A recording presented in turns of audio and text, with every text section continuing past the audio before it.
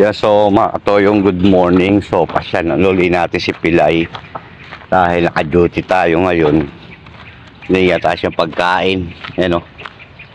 Pwede na tayo pagkain kay Pilay para makakain siya. Tara, puntahan natin si Pilay. Pilay! Kakain na si Pilay. Ayan yung aso, pinapakain natin. Bigyan natin ng tubig si Pilay. Ano yung ano?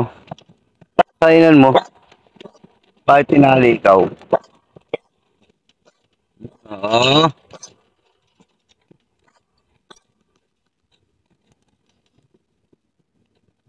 Ayan yung aso. Yan guys.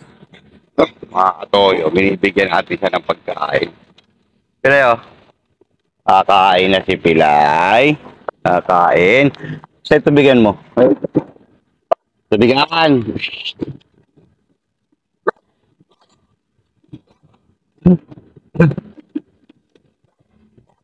Bigyan natin siya ng pagkain kasi tuwing naka-duty tayo, yan lang yung kanyang ano, tubig. Oh, yan na, kumain ka na dyan ha. Yan guys, si Pilay kumakain. Minum ng tubig kasi maghapon yan nandyan. Hindi yan napapakain. Pag naka-duty tayo, saka lang siya napapakain. Kainin mo yan, adobo yan. Binigyan natin siya. Tapos, ito, tinatype natin sa kanya lagi ito dahil mainit. Lagi natin siya binibigyan ng food pag tayo naka-duty. Kita nyo yun, oh. Umiinom siya, oh. Kasi maghapon yan, almost 2 days ako laging wala. Kaya pinapakain ko yan. Kaya sa mga tropa, yung gusto mag-donate ng dog food para kay Pilay, thank you very much po sa inyo lahat. Ayan o. Pilay, kain ka na dyan ha. Si Pilay, yan ay yung aso na yan.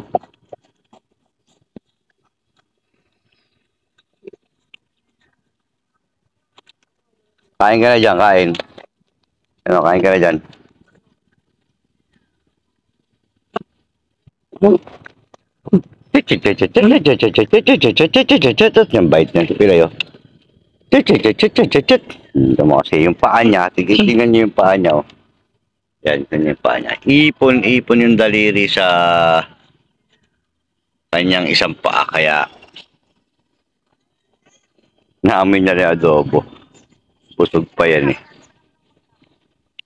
Pero malinis siya, kita nyo naman. Kaya lang, tayo lang nag-aaruga. At si nanay, yung pumupunta rito, kasi nanay na taga-Kainta, siya yung madalas magpakain kay Pilay at magpainom.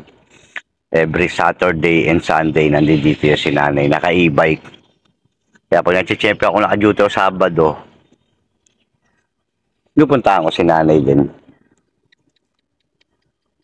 Kain na siya.